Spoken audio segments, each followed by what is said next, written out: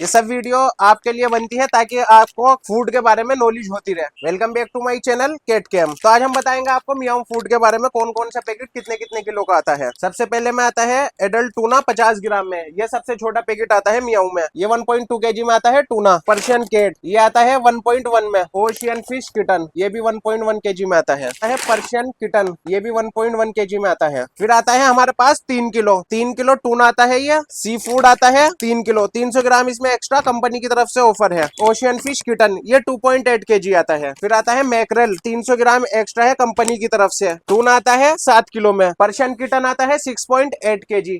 Ocean fish आता है 6.8 kg। फिर आता है 20 किलो में। 20 किलो में टूना आता है, मैकरेल आता है, सी फूड आता है। चांदपुर बिजनौर में सबसे ज्यादा टूना चलता है। तो मियाओ में मैंने आपको सारी रेंज दिखा दी 50 ग्राम से लेके 20 किलो तक। अगर आपको भी वीडियो पसंद आई है तो वीडियो को लाइक कीजिए, चैनल को सब्सक्राइब कीजिए। केट केम।